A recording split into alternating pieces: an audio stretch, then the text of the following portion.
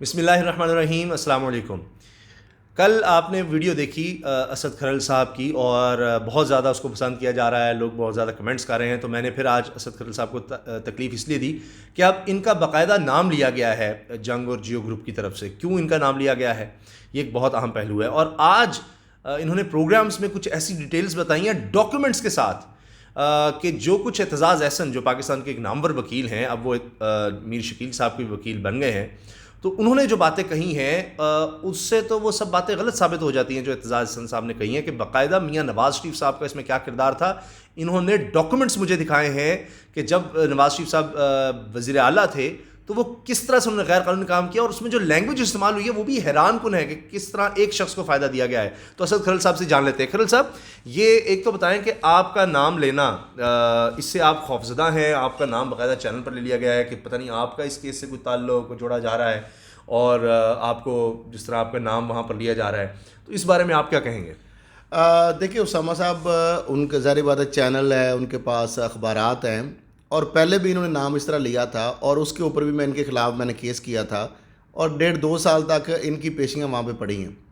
میرا خیال ہے کہ ابھی یہ ان کو شاید بھول گئے, اور جب اس وہاں پہ یہ باپ اور بیٹا میرے سے باقاعدہ معافیاں مانگتے تھے, ہاتھ جوڑ کے معافیاں مانگتے تھے, تو میرا خیال ہے ان کو وہ وقت بھول گیا ہے اور دوبارہ انہوں نے پھر جو پنگا لیا ہے. اور ان کو یہ نہیں پتا کہ میری کریڈیبلٹی کے اوپر یہ سوال اٹھا نہیں سکتے, کیونکہ ان کے ہاتھ تو رنگے ہوئے ہیں بہت سارے معاملات میں. اللہ کا شکر ہے کہ میرے میں کوئی ایسی کمزوری نہیں ہے.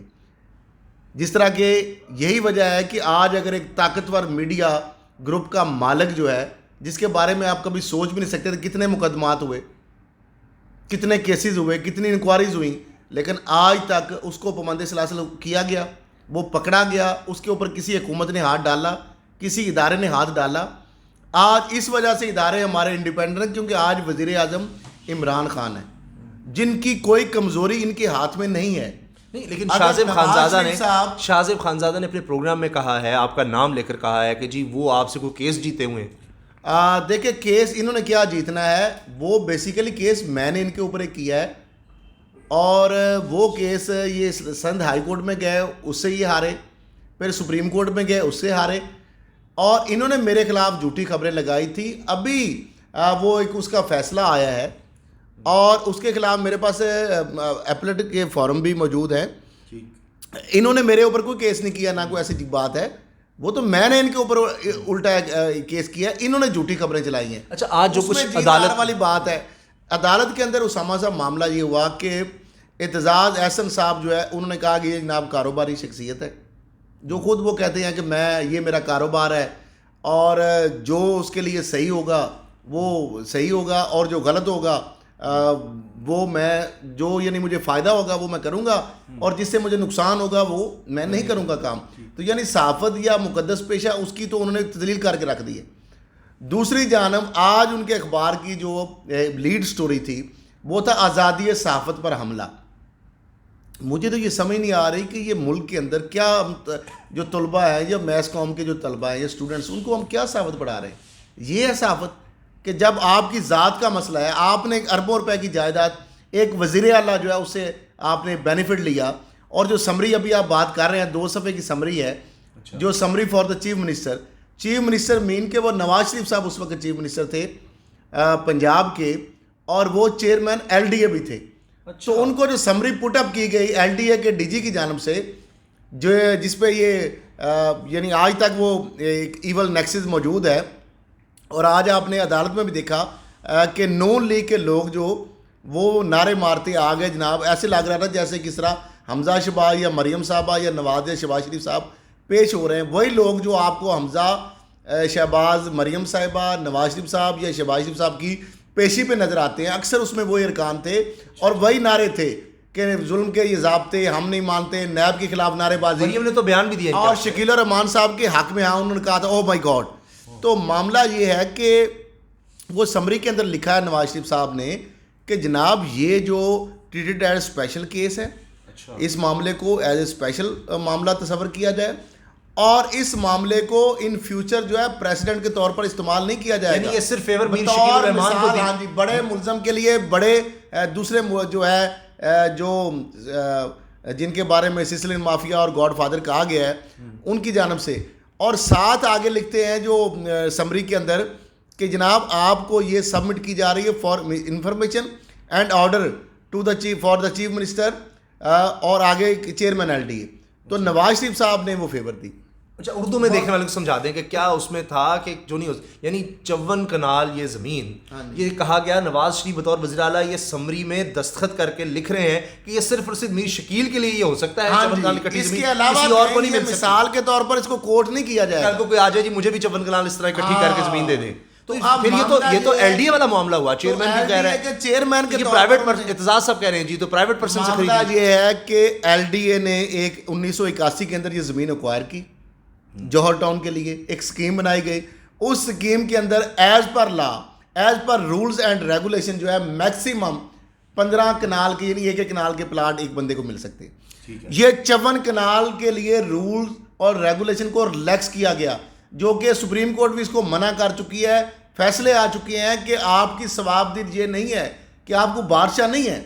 تو اس حوالے سے باقاعدہ ایک پنجاب اسمبلی کے اندر ایم پی اے نے یہ جب سوال بھی پوچھا تو اسمبلی کے فورم پر نون لیگ کے منسٹر ریونیو نے یہ اعتراف کیا. انہوں نے سوال یہ کیا تھا کہ کیا یہ درست ہے کہ بطور وزیر اعلیٰ نواز شریف صاحب نے رولز اور ضابطے اور قوانین کو بالائے طاق رکھتے ہوئے ریلیکس کرتے ہوئے یہ زمین جو ہے 54 کنال یہ دی میر شکیل الرحمان کو, تو کیا یہ درست ہے؟ تو نون لیگ کے ریونیو منسٹر نے اعتراف جرم کیا اسمبلی کے پنجاب اسمبلی کے ریکارڈ پہ موجود ہے کہ جناب ہاں یہ بات درست ہے. اب مجھے یہ بتائیں کہ یہ تو ابھی پارٹی میں نے کہا شروع ہوئی ہے, ابھی تو آپ کے کھاتے کھلنے ہیں اسامہ صاحب, وہ کون سے ہیں یہ بھی سن لیں. جی National Bank of Pakistan Karachi, آپ کو یاد ہوگا وہاں سے آپ نے بہت سارے اربوں روپے کے قرضے لیے ہیں. اب وہ کھاتا بھی آپ کا کھلنے والا ہے, میں آپ کو ایڈوانس بتا رہا ہوں. آپ تو نام لے رہے ہیں نا, اب آگے یہ دیکھیے ہوتا ہے کیا. یعنی آپ کی جو وارداتیں ہیں ان کی طویل اتنی فہرست لمبی ہے کہ اس کے لیے تو کئی انکوائریز اور کیس ابھی آپ کو فیس کرنے ہیں. آپ نے نیشنل بینک آف پاکستان سے جو ریسٹرکچرنگ کرائی, جو ری شیڈولنگ کرائی, جو ان کے اوپر دباؤ ڈالا نون لیگ کی حکومت کے وقت اور پیپلز پارٹی کی حکومت کے وقت, کتنے ارب روپیہ آپ کا قرضہ آپ نے لیا. یہ سرکاری بینک ہے. ہاں جی سرکاری بینک کو کس طرح لوٹا آپ نے. یہ اومنی گروپ اور زرداری تو ویسے بدنام ہے, نواز شریف صاحب تو ویسے بدنام ہے, اور یہی کہتے ہیں اس لیے کہتے ہیں man is known by the company he keeps.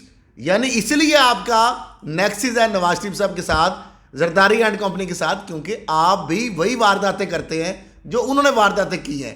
جس طرح انہوں نے اپنا انفلوئنس استعمال کیا, حکومت میں آ کر اداروں کو لوٹا, سرکاری اداروں سے بینیفٹ لیے, نجائز مرات لی, نجائز فائدے لیے, وہی کام آپ نے کیا. انہوں نے جناب یہ کیا اسامہ صاحب, کوئی بھی کاروباری بندہ یا کوئی بھی کمپنی اگر بینک سے لون لیتی ہے تو اس کے لیے وہ اپنی گروی رکھواتی ہے اثاثے, اور وہ اثاثے بھی یعنی اگر آپ نے 60-40 کی ریشو ہوتی ہے, یعنی آپ نے اگر 2 ارب لون لینا ہے یا 1 ارب لون لینا ہے تو اس کے لیے 60-40 ریشو ہوتی ہے, یعنی اس کے لیے 2 ارب یا 1.5 ارب یا 1.25 ارب کی اگر جائیداد ہوگی پھر آپ قرضہ لے تو دین آپ کو 1 ارب ملے گا گروی رکھ کے. انہوں نے یہاں پہ کیا کیا, اپنے اختیارات اور اپنا انفلوئنس اور بلیک میلنگ اور بطور ٹول جو استعمال کیا, بینک کو کہا کہ ریسیویبل پہ کوئی گروی نہیں رکھوائی چیز, کہا جی ریسیویبل جو ہمیں پیسے آئیں گے اشتہارات کی مد میں ہم وہ دے دیں گے, تو لہٰذا ہمیں پیسے دے دیے جائیں. اور جب پیسے ان کو دیے گئے 7.5 ارب تک وہ پہنچ گیا معاملہ. یہ آج سے میں کئی سال پہلے کی بات کر رہا ہوں, 6-7 سال پہلے کی.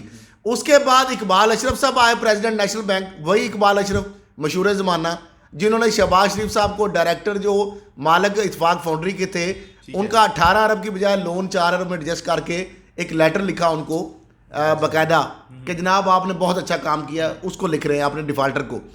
تو وہی اقبال اشرف صاحب نے ان کو پہلے 1.5 ارب مبینہ طور پر, جو ابھی مجھے چونکہ ڈاکومنٹ میرے پاس ابھی پڑے ہوئے ہیں لیکن میرے سامنے نہیں ہے, 1.5 ارب دیا, پھر وہ نہیں آپ نے دیا, پھر انہوں نے 2.5 ارب کر دیا, پھر اس کو ٹی ایف سی میں کنورٹ کر دیا, یعنی لانگ ٹرم. اسی طریقے سے آپ نے ایک اور واردات کی, آپ کو یاد ہوگا میر ابراہیم اور شکیل صاحب جب شہباز شریف صاحب آپ کو ملے پنجاب بینک سے, آپ نے 700 ملین سے زائد وہ جو قرضہ لیا ہے, آپ کو پتہ ہے میرے پاس وہ بھی چیزیں آ رہی ہیں, پہنچ گئی ہیں, ساری چیزیں میرے پاس آ گئی ہیں. وہ آپ نے لیا, اس کے اندر کون کون سی جائیدادیں گروی رکھوائیں, وہ بینامی پراپرٹیاں تھیں, آپ کی تھی, کمپنی کون سی تھی, اور شہباز شریف صاحب کے آفس کا انفلوئنس کس طرح آپ نے استعمال کیا جب نون لیگ کی حکومت تھی, جب اسپیشلی میر ابراہیم صاحب ملنے آئے اور آپ نے رابطے کرائے, بینک کے اوپر دباؤ ڈلوایا, ٹھیک ہے وہ معاملہ. اس کے بعد اور بھی آپ کی وارداتیں, ابھی تو میں اس لیے کہہ رہا ہوں, آج پھر میں کہہ رہا ہوں کہ ابھی تو پارٹی شروع ہوئی ہے, ابھی برداشت کریں, ابھی آپ کے اوپر بہت سارے کیس آئیں گے اور اس کا آپ کو جواب دینا ہوگا. یہ تو آپ نے بڑا بتا دیا. اچھا یہ سر ٹائم ہمارے پاس کم ہے, یہ بتا دیں صرف اتنا کہ اس طرح سے تو یہ جو کہا اعتزاز صاحب سے کہ یہ پرائیویٹ سارا معاملہ تھا, تو یہ اگر نواز شریف صاحب کے دستخط ہیں اور وہ مان رہے ہیں کہ یہ صرف فیور دی جا رہی ہے صرف ایک دفعہ کے لیے, ایک شخص کے لیے, تو یہ تو پھر سرکاری عہدے کا استعمال تو بیچ میں آ گیا, تو وہ بات تو ختم ہو گئی. یہی کہہ رہے ہیں کہ نیب کی ڈومین میں یہ معاملہ آتا ہے اور ایکسکلوسیو نیب کی ڈومین میں آتا ہے, اس میں کیونکہ اختیارات کا نجائز استعمال ہوا ہے, ٹھیک ہے, اور جو اس میں سرکاری فیسوں کی مادہ میں لوٹ مار کی گئی ہے. یعنی ابھی 2016 میں جب شہباز شریف کی حکومت تھی, پنجاب میں سی ایم تھے اور پی ایم اس وقت نواز شریف صاحب تھے, اس وقت جو انہوں نے واردات ڈالی ہے, آپ یو کانٹ امیجن, آپ سفر بھی کر سکتے ہیں جارج ٹاؤن میں آپ رہتے ہیں, کہ برلب نہر ڈاکٹر ہاسپٹل کے ساتھ یاسین وٹو کی جو روڈ ہے اس کے ساتھ یہ. اچھا اب مجھے بتائیں کہ 3,90,000 پر کنال وہاں پہ جگہ ملتی ہے آپ کو؟ اس کی جو رجسٹری ہوئی ہے نا وہ 3,90,000 2016 میں قیمت ہے. پہلی واردات دیکھیں کہ 18 لاکھ میں جگہ خرید لی گئی, وہ کہتے ہیں صرف 18 لاکھ میں. آپ تصور کر سکتے ہیں کہ 1986 میں 54 کنال جگہ جو ہے اس کی قیمت 18 لاکھ. میرا خیال ہے جس جگہ پر پلاٹ ہے کم از کم 50 لاکھ پر مرلہ جگہ ہوگی, 50 لاکھ. اب معاملہ یہ ہے کہ یہ جو 10 کروڑ کی کنال جگہ اس کو 3,90,000 کا ریٹ شو کر کے آپ نے جو رجسٹری کی مد میں سرکاری فیسوں کی خرد برد کی تھی وہ ایکسچیکر کا وہ نیب کا کیس ہے. آج جو جج صاحب نے اکاؤنٹیبلٹی کوڈ کے جج صاحب نے 4 صفحے کا تحریری فیصلہ دیا ہے, اس میں انہوں نے کہا کہ پبلک آفس ہولڈ استعمال ہوا, اختیارات کا نجائز استعمال کیا. نواز شریف صاحب نے 30% کوٹا جو ہے ان کو جو ایکسٹرا وہ دیا, 54 پلاٹ نہیں دے سکتے تھے. تفتیش کاروں کا بالکل ٹھیک کام کیا, چیئرمین نیب کا پاس یہ ثواب دید ہے جو انہوں نے گرفتار کیا ہے, اور ساتھ ان کا اگر 34 سال پرانا بھی یہ معاملہ ہے تو اس سے تو کوئی فرق نہیں پڑتا. یہ نیب کی ڈومین میں آتا ہے, یہ عدالت کا 4 صفحے کا تفصیلی فیصلہ ہے. اس کے بعد بھی یہ لوگ جو کہہ رہے ہیں جناب اس کو حبس بھیجا میں رکھا ہوا ہے, میرا خیال ہے یہ کنٹیمپٹ آف کورٹ ہے.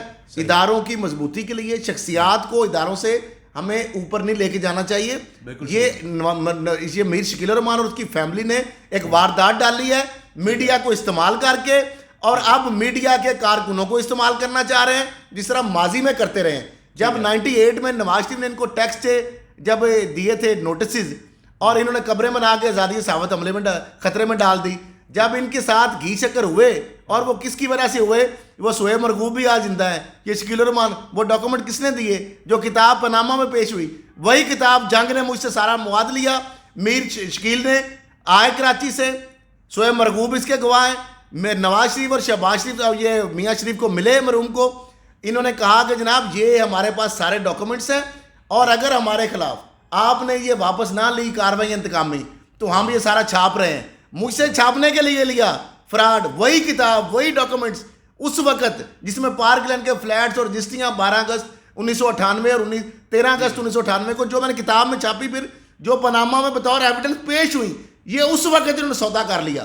یہ تو ایک کالا دھبا ہے, ایک اس کے نام پر آج تک یہ دوستی ہے, اور پھر گھی شکر ہے, یہ وارداتیں ڈالتے ہیں. پھر اس کے بعد آئی بی سیکرٹ فنڈ والا معاملہ, اس کو سٹوری کو بھی انہوں نے بیچا. میں ایسے ایسے ان کے کچے چٹے کھولوں یہ تو کسی کو منہ کے دکھانے کے قابل نہ رہ جائے. یہ جو انہوں نے اربوں روپے کی یہاں پہ امپائرز بنائی ہیں, جو بیرون ملک ان کی نیشنلٹیاں ہیں, یہ باہر جو اثاثے انہوں نے بنائے ہیں, ابھی تو وہ آپ کی بے نامی کمپنیاں سامنے آئیں گی. اور آپ کے ابھی جو میں پھر کہہ رہا ہوں, ابھی پارٹی شروع ہوئی ہے, ابھی بھی میں موقع دے رہا ہوں میر ابراہیم کو اور میر شکیل کو, اور ان کے جو ہواری اور درباری ہیں. شاہ زیب خان زادہ کا میں نہیں چاہتا تھا کہ اس کو میں گھسیٹوں, اور حامد میر صاحب کو بھی, لیکن ان کو شاہ سے زیادہ شاہ کے وفادار بننے کی ضرورت نہیں ہے. وہ ان کے انجام سے سبق سیکھیں. باپ بیٹا کا جو انجام ہے یہ فیس کر چکے ہیں کیس میرے, تو ابھی آپ اس معاملے میں نہ آئیں. یہ جانے اور میں جانوں, میں تو ایک مزدور آدمی ہوں, میں تو ایک کارکن ہوں, میں صحافی ہوں, یہ میڈیا کے مالک ہیں, گاڈ فادر ہیں. ان کو پہلے بھی دھول چٹوائی ہے میں لا ابائڈنگ سٹیزن ہوں, اب بھی دھول چٹواؤں گا, کیونکہ ان کی حرام کاریوں کی وجہ سے, ان کی کرپشن کی وجہ سے. چلیں بہت بہت شکریہ. بہت شکریہ, بڑی مہربانی کھرل صاحب. تو امید ہے کہ سارا کیس آپ کو سمجھ آ گیا ہوگا, اور جو خاص طور پر کھرل صاحب نے بتایا کہ آنے والے دنوں میں کون کون سے کیسز کھلنے والے ہیں. اجازت دیجیے, اللہ حافظ.